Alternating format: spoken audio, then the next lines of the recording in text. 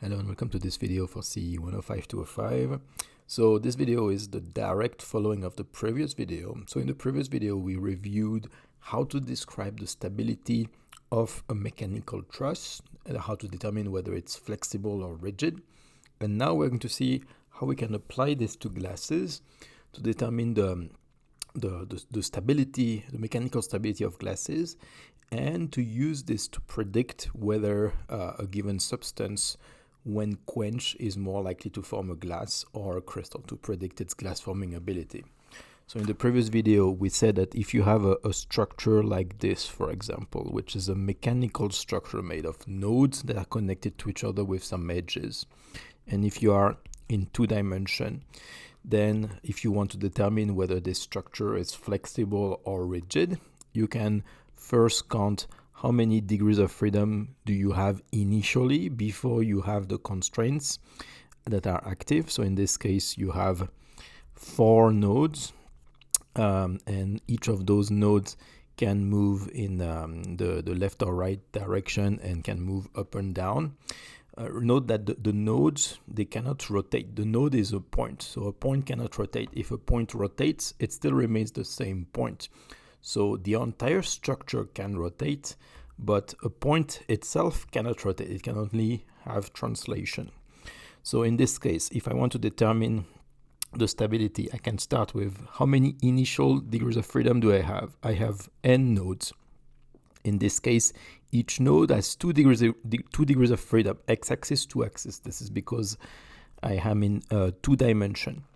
Now I remove to that the number of constraints. So here I have 1, 2, 3, 4 number of constraints. That's the number of constraints. I remove them. Now, starting from that, I will also remove the macroscopic degrees of freedom. I take the entire structure all together this time. This time it's a macroscopic structure. Not only it can move up and down, it can move left or right, but it can also rotate. I can take this entire structure and rotate it. So those are 3 macroscopic solid degrees of freedom. This gives me the remaining number of internal degrees of freedom. This was the initial degrees of freedom. I remove the number of constraints. Every time I add 1 constraint, I fix the distance between the 2 atoms. So I remove 1 degree of freedom. The atoms are not free to move the way they want anymore. And then I remove the macroscopic, the solid degrees of freedom, so that I will only have now the internal degrees of freedom. And based on this, once you look at the internal degree of freedom that are left after you add the constraints, if f is larger than 0, it means that you do have still some internal degrees of freedom. In this case, I have 8 initial degrees of freedom, 2 per atom and 4 atoms, so 8 degrees of freedom. I remove the 4 constraints. I remove the 3 macroscopic degrees of freedom. In this case, f equal 1. So I have 1 remaining internal degrees of freedom. That's because I can take this structure and deform it. Here, this structure is flexible. So that would be the case here, f equals 0. If it is larger than 0, it means that you have a flexible structure. It can be deformed. If f equals 0, then you have an isostatic structure. It means that this structure is rigid, but no stress. And on the other hand, if you have f smaller than 0, then that would be an example of something like this, where I'm drawing a structure. I can put here those 5 nodes, those 5 constraints. So far, everything is fine. I can put the constraints with the size that I want. But now if I start to add a 4th constraint here, this 4th constraint cannot have the size that it wants. Now the length of this constraint is already fully determined by the other constraints. So now it means that now you have some stress, some internal stress in the structure. The constraints cannot have the size that they want. They cannot have the length that they want. So now you have a structure that is stressed, where some of the constraints will be forced to be longer than what we want or shorter than what they want. Now this is a stressed, rigid structure. It's rigid because the atoms cannot move, but it's stressed because the constraints cannot have the length that they want. They are going to be permanently elongated or compressed. So this is in 2D. Now in 3D, the formula is the same. If I want the number of remaining degrees of freedom, I can start with first the initial degrees of freedom, the number of nodes. Each node has 3 degrees of freedom along the x, y, and z axis. So this is the initial degrees of freedom. I remove the constraints. I remove the macroscopic solid degrees of freedom of the entire structure. Now a 3-dimensional structure, I can translate it along the x, y, and z axis. Those are 3 translation, and I can have also 3 rotation. I can rotate this structure along the x-axis, along the y-axis, or along the z-axis. So this gives me 6 solid degrees of freedom. Those are the 6 ways I can rotate or translate the entire structure. And so this formula tells me the stability of a 3-dimensional structure.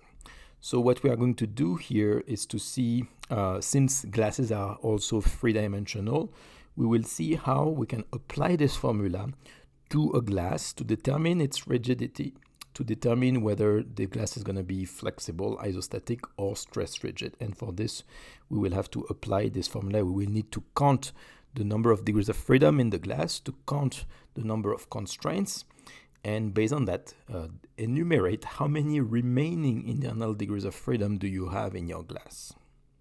So now let's apply this equation to a glass. So again, the point here is that I want to calculate how many internal degrees of freedom do I have. So based on this, you need to look at how many degrees of freedom you initially had, remove the constraints, remove the macroscopic degrees of freedom.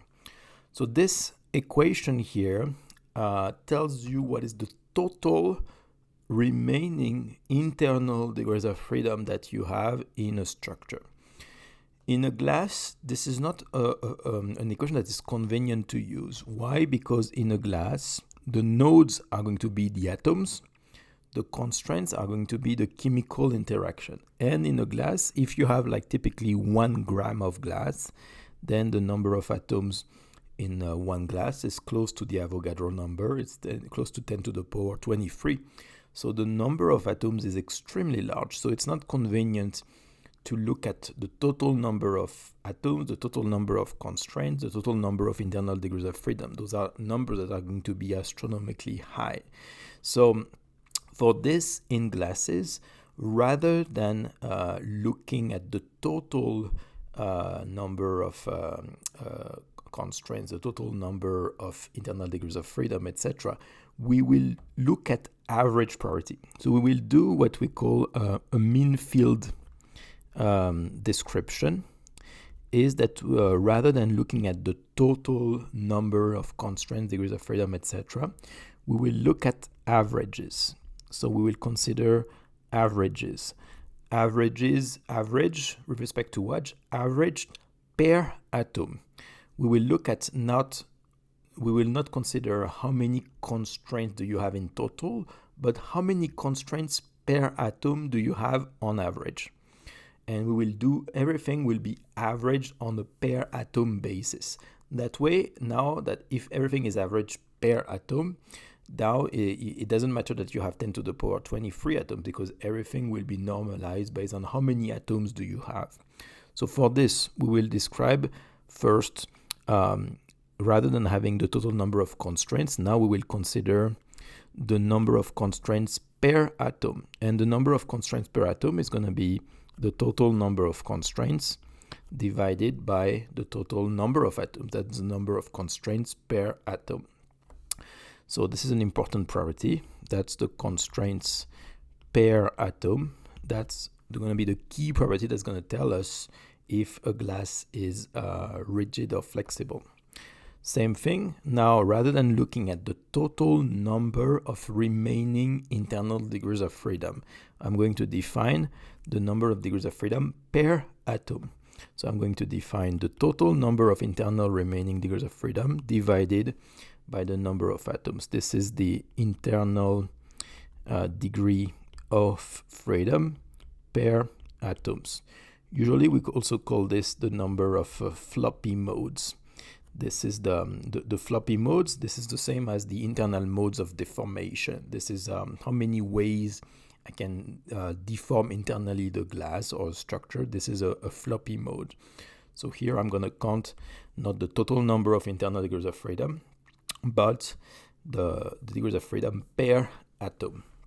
And so if I want to go from this macroscopic vision of the rigidity, where I count all the constraints and all the remaining degrees of internal degrees of freedom, now I want to move to a mean field description. All I have to do is to take this equation here and divide it by n.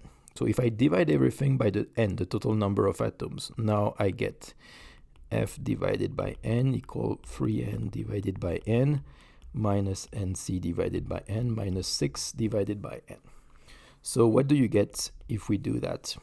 F divided by n, that gives me small f, the number of internal degrees of freedom that are remaining after you add the constraints. 3n divided by n, that's 3. 3 is the number of initial degrees of freedom per atom. Initially, each atom has 3 degrees of freedom. It can translate along x, y, and z. So 3 is the initial number of degrees of freedom per atom.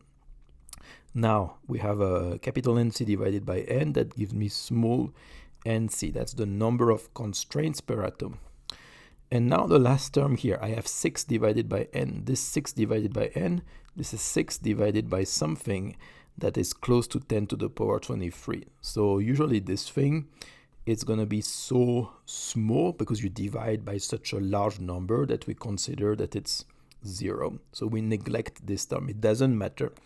This term here, this is the macroscopic degrees of freedom. If you take your entire glass, you can move it along x-axis, you can move it along y-axis, you can move it along z-axis. You have free translation. You also have free rotation. You have 3 ways you can rotate your glass. You still have 6 macroscopic ways that you can move the entire glass, but those don't matter once you look at in terms of average per atom, because now you have such a large number of atoms that those 6 macroscopic degree of freedom, they do not matter anymore. So altogether, this is what you have at the end. This is the formula that we will use for glasses. The number of internal degrees of freedom, F per atom, the number of floppy modes per atom, it's just equal to 3 minus NC, 3 minus the degrees of freedom per atom. And so same thing here.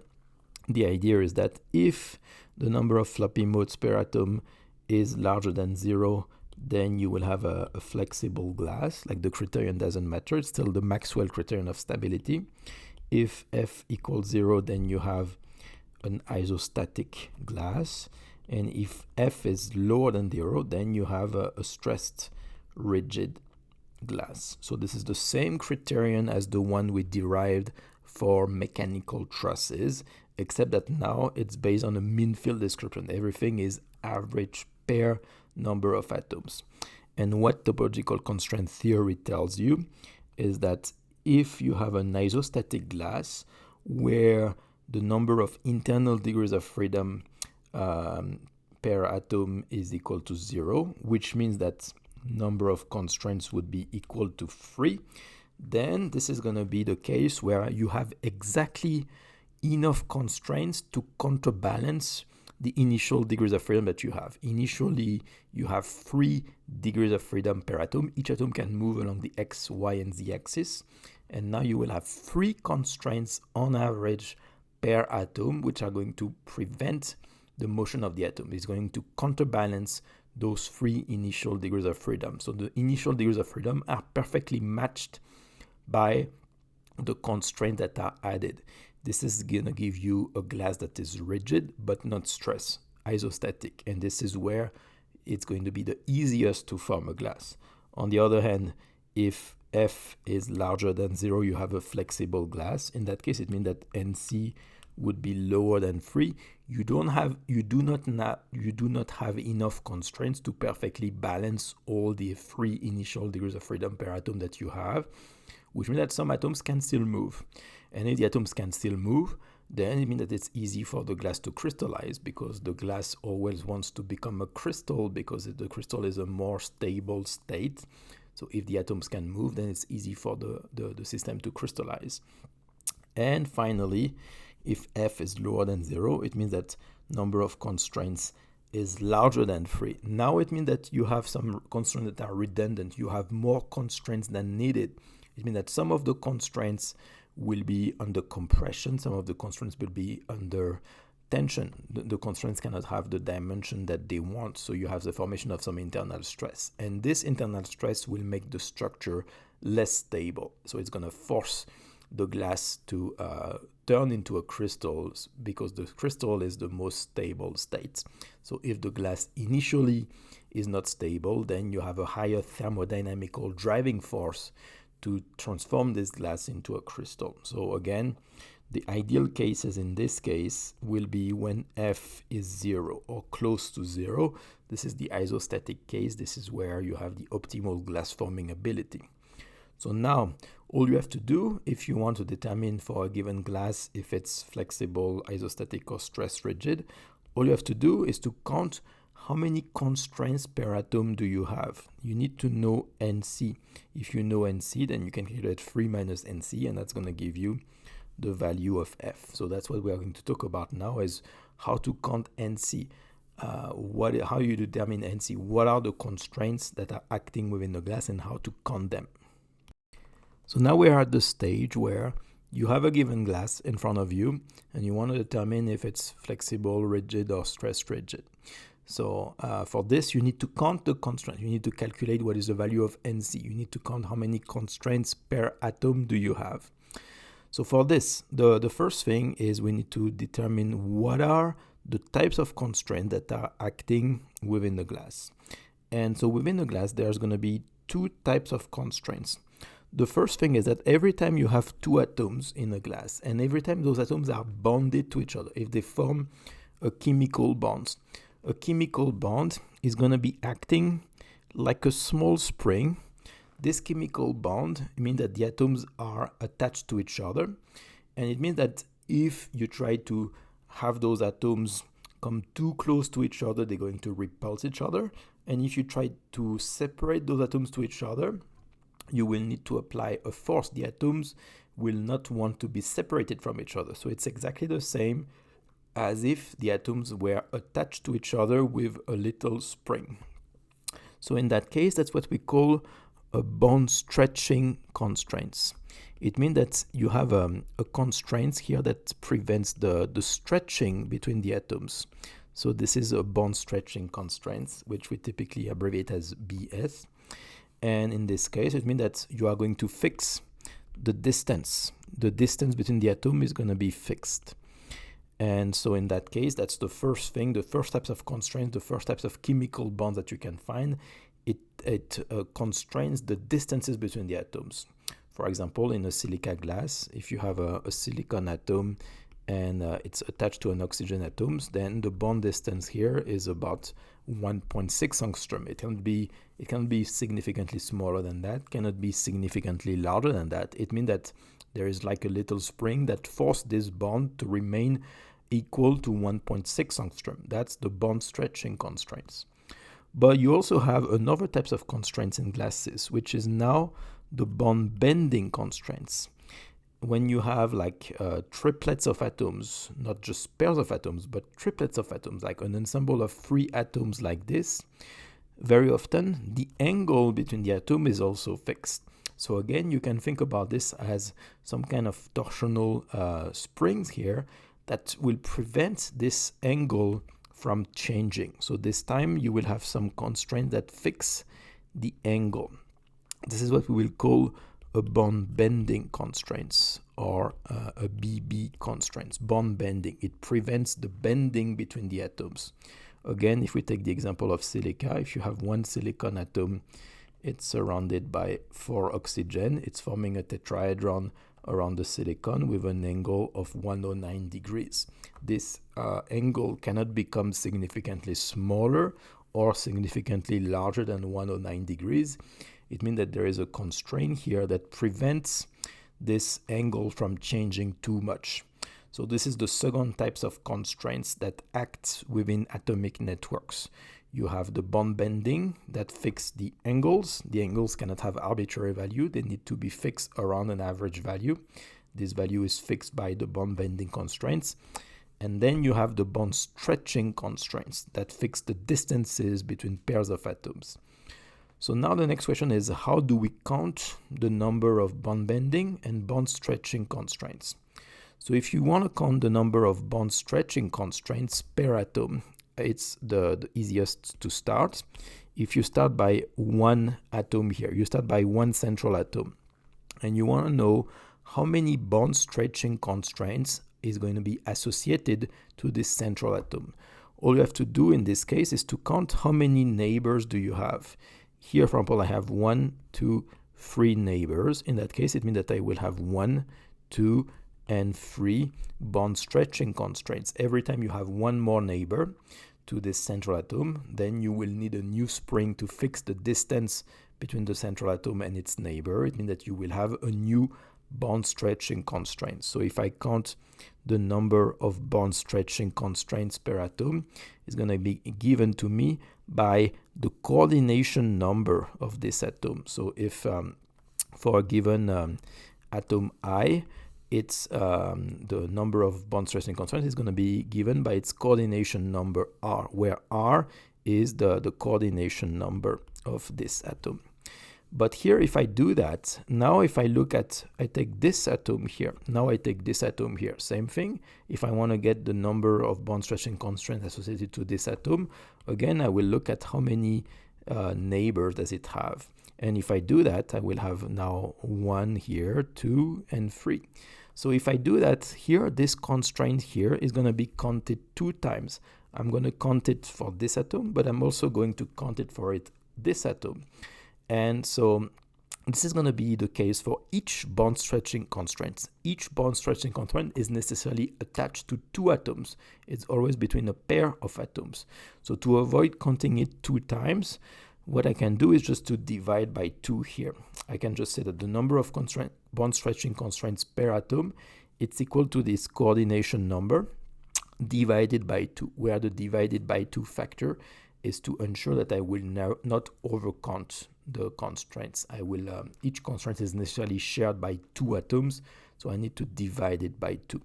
So this is the number of constraints per atom in terms of the bond stretching constraints. You just take the coordination number and divide by 2. That gives you the number of bond stretching constraints. So now, same thing, if you take the number of bond bending constraints. So if I have if I just have one neighbor, so if let's take again, I take a central atom, let's consider that it has one neighbor. Then one neighbor means that there is no angle. In that case, you cannot form any angle if you have only one neighbor. So if you have coordination number equal 1, then it means that the number of bond bending constraints is going to be equal to 0. Second case, now assume you have 2 neighbors. So you have the central atom and you have 2 neighbors. Now it means that you have one angle here that needs to be fixed. So if you have a coordination number of 2, the number of bond bending constraints is going to be equal to 1. Now if I have a central atom here and I have now 3 neighbors. So if I have 3 neighbors, how many angles are going to need to be fixed? First, I will need to fix the angle between this neighbor here and this neighbor here. I will also need another angle to be fixed here, but I will also need to fix this angle. Here, remember that this is a 3-dimensional structure, so it's not enough to only fix this angle and this angle. You also need to fix the value of this angle. Otherwise, this atom here, it can still rotate here like this in 3 dimensions. So if you want to fix completely this structure, then all you need is 3 atoms that need to be fixed. So now if the coordination number is 3, the number of bond bending constraints that you will have is 3. So if we look at this pattern here, so let me do one last example. If you have now 4 neighbors. So if it's like forming a tetrahedron like this, so you have a tetrahedron with a coordination number of 4, how many angles are going to be fixed? So I have this angle here, so this angle here, this angle here. If I do that, it can still be deformed. So far, this structure is still deformable. So what do I need to do? First, I need to fix also the angle between this atom and this atom. If I do that, now the 3 atoms at the bottom, they are fixed. So, but still, so far, I still have the atom at the top. It's still able to rotate. To rotate like this. It still has only 1 spring, so it's still able to rotate. So I need to add 1 more constraint here. And at this point, this structure is entirely fixed. This structure cannot move anymore. So if I want to completely constrain this structure, if I want all the angles to be fixed, now it means that if the coordination number is 4, I need 5 bond bending constraints. Here, if you look at this, there is 1 angle that I did not define, which is this angle here, the angle between the top and this one. This angle in that case is completely redundant.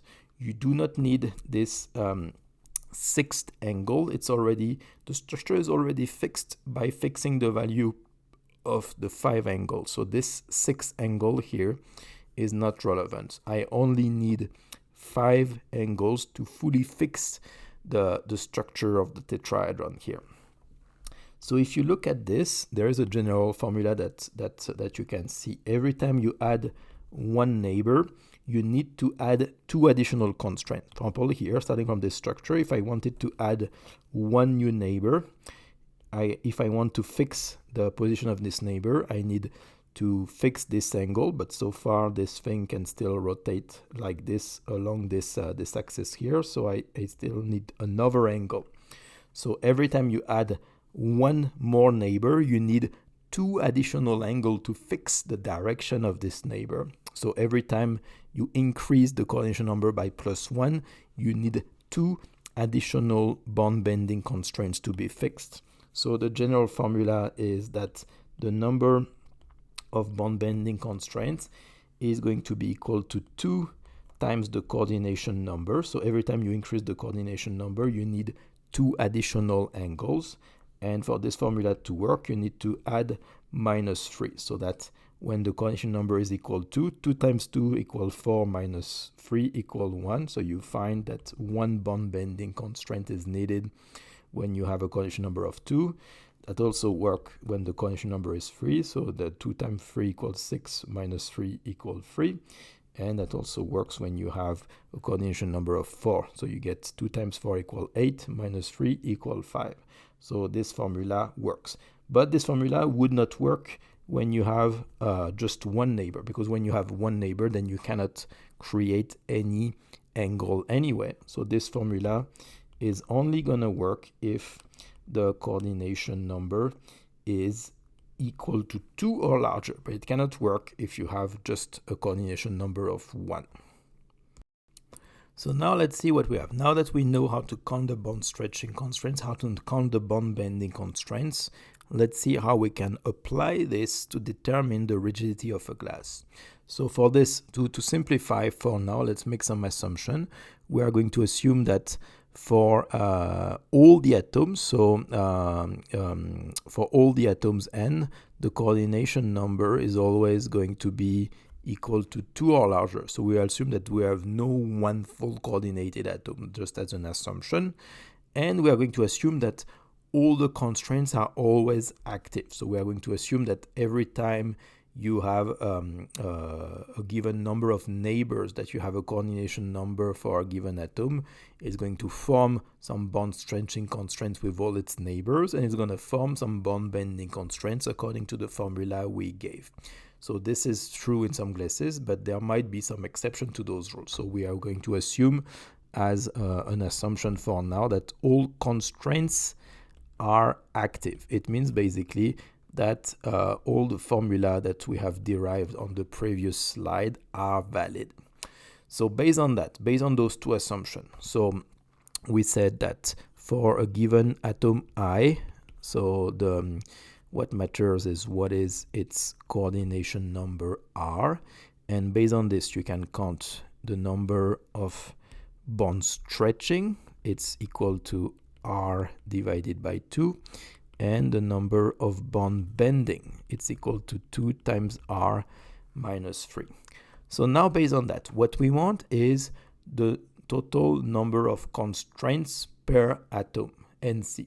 So for this, let's first calculate the total number of constraints. Total number of constraints is going to be equal. Here I have the number of bond stretching and bond bending constraints for each atom. So if I want the total number of constraints, I can do the sum on all the atoms. So I do the sum on all the atom I from 1 to n, and I sum. This is the number of bond stretching constraints for atom I, and this is the number of bond bending constraints for atom I. So bond stretching, bond bending, and I do the sum on all the atom I, so that's going to give me the total number of atoms.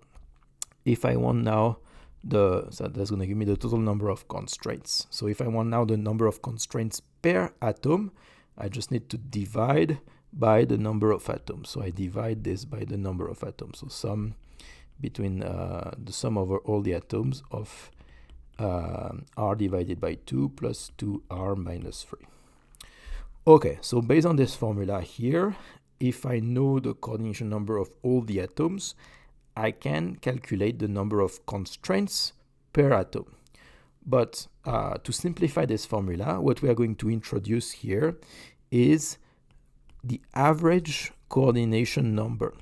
So I know the coordination number for all the atoms. It's Ri. So based on this, I can calculate the average coordination number. If I average over all the atoms, I can calculate this. I'm going to write it like this. This is between bracket. Bracket means that I'm averaging this quantity over all the atoms. So now if I want to calculate this, so I take the average coordination number, that's the way I calculate this. It's just like any average. I'm going to sum over all the atoms, I'm going to sum their coordination number and divide by the number of atoms. It's the same thing as calculating the average of the grades in a classroom. I can take the sum of all the grades of all the students, divide by the number of students. That gives me the average grade. So same thing here. I take the coordination number of all the atoms divided by the number of atoms. That gives me the average coordination number. So why do I define this property here? Why is the average coordination number interesting? Because I can now rewrite this formula in a way that I'm going to make the coordination number appear. The average coordination number is going to appear. So for this, let's rewrite. So I can develop this. I can say that the number of constraints per atom is first equal to 1/2 times 1 over n times the number of atoms, the sum of the number of atoms of Ri. This is if I develop the first term here. Then second term here, I can say plus 2 times the sum over the coordination number divided by n. And again, here I still sum over all the atoms. And then last term is minus 3 times the sum from 1 to n of just 1 divided by n. So here, this is the same thing. I've just developed the summation. So now, what do we see? This term here, this is the average coordination number. Here, same thing. This is the average coordination number. And here, I have this term here. This is the sum from 1 to n of 1. So I take 1 and I added 1 plus 1 plus 1 plus 1, and I do that n times. So this is going to be equal to n. So if I simplify this, what do I find? I find that the number of constraints per atom is equal to average coordination number divided by 2 plus 2 times the average coordination number minus 3. So this is a simplified formula. Now it gives me the number of constraints per atom in terms of the average coordination number. So I can go one step further and further simplify this. And now I find that the number of constraints per atom is equal to 5 times the average coordination number divided by 2 minus 3. So this formula is important because it's telling you that if you know the average coordination number in a glass, then you can use this to calculate the coordination, the constraints per atom, the number of constraints per atom, NC. And based on that, you can figure out if the glass is flexible, rigid, or stressed rigid. So based on this, it means that, again, if you know this average coordination number, then that's the only thing you need to know to calculate the number of constraints per atom. So let's see what this means. So we said that there is 3 cases. First case is number of constraints per atoms lower than 3. It means that in this case, you have a flexible glass. That's when you have a positive number of floppy modes. So second case is when number of constraints is equal to 3. In that case, that's the isostatic case, the case where the glass is rigid but not stressed. That's the case where the number of internal floppy modes, internal degrees of freedom, is 0. And last case is NC, more constraint than 3. Number of constraints is larger than 3. This is the case where the glass is stressed rigid. In that case, it means that there would be a negative number of floppy modes. It means that in that case, you have some constraints that are redundant, the glass is stressed. Now, what does it mean in terms of the average coordination number? So let's see the isostatic case, for example. So if NC equal to 3, what does it mean? Now I can replace NC by 5 times the average coordination number divided by 2 minus 3. And now I can solve like, when is this equal to 3? So if I find this, that's going to tell me what is the coordination number that I need to get an isostatic glass. So this is not going to be true for any coordination number. Now I'm looking at what is the specific average coordination number that's going to give me an isostatic glass for which I'm going to get 3 constraints per atom. So it's like solving an equation. You have a variable here which is the average number of the average coordination number, and I want to find what is the specific value of the coordination number that is going to give me an isostatic glass. So I'm going to write this R iso to ensure that this is just here I'm finding a very specific value that is not always going to be true. I'm going to find the solution to this equation. What is the coordination number that's going to give me an isostatic structure? So if you solve this, then what do you find? You find that the coordination number, I can move this 3 over there, so that's going to be 6 multiplied by 2, that's 12, and then divided by 5, that gives me 2.4. So this equation is going to be true when you have a specific coordination number that is equal to 2.4. 2.4 is the number of neighbors, the coordination number, the average coordination number that you need in order to get an isostatic network. So if you look at the coordination number of one atom, it can only be equal to 1, 2, 3, 4, 5, or maybe 0 if it's an isolated atom. So it's always an integer number. But now, since you look at an average, you can have a combination of different atoms that have different coordination numbers. So the average coordination number can be a real number. It doesn't have to be an average. And here what we find is that if on average the coordination number is 2.4, then you get an isostatic structure. So you can get this 2.4 by having a combination of 2-fold and 3-fold coordinated atoms with the right fraction. So you can get 2.4, or maybe a combination of 2-fold and 4-fold coordinated atoms. As long as you have some atoms that have a coordination number of 2 or lower, and some atoms that have a coordination number of 3 or higher, then if you mix them with the right proportion, then you will be able to find a structure where the average coordination number would be 2.4. So this 2.4 is like a magic number. This is the magic connectivity. That is the perfect connectivity for a glass. That's the connectivity for which you will have the best glass forming ability. So what does it mean? On the other hand, it means that if now the average coordination number is lower than 2.4, it means that now you don't have enough connectivity, like the number of constraints. You don't have enough neighbors, so the number of constraints will be lower than 3. And on the other hand, if the average coordination number is larger than 2.4, then you have too much connectivity. So now it means that now you have too many constraints, you have too many neighbors, the coordination number is too high, the connectivity is too high, so you will have more than 3 number of constraints per atom. And so the idea of topological constraint theory is exactly that. So you can look at, based on the coordination number, how many constraints per atom do I have? And based on this, if it's isostatic, then this is where the case you will have the best glass forming ability. That's the case where it's the easiest to form a glass. On the other hand, if the number of constraints is lower than 3, then it means that you have some floppy modes. It's easy for the atoms to move, so you will have a lower glass forming ability. So it's going to be easier to form a crystal. The ability to form a glass will be lower. It's going to be harder to form a glass.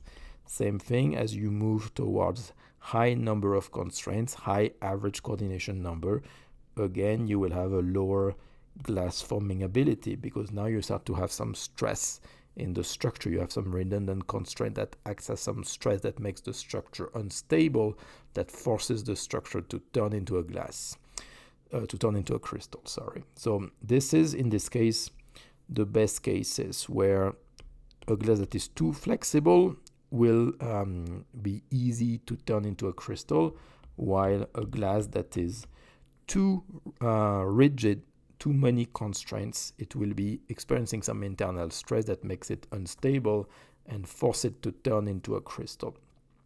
So this topological constraint theory that tells you that if the glass is isostatic, this is how you have the best chance of forming a glass. It's a different viewpoint than the Zachariasen rules. It's also a rule that does not apply to only oxide glasses, unlike the Zachariasen rules that only apply to oxide glasses. But it's fairly equivalent to the Zachariasen rules. The Zachariasen rules tells you that the connectivity of a glass cannot be too high. For example, it's telling you that the coordination number of the cation, it has to be 3 or 4. It cannot be larger than 4. So it means that the connectivity of the glass cannot be too high. So this is the same as saying that here there cannot be more constraints than 3. But the Zachariasen rule also tells you that the connectivity cannot be too low.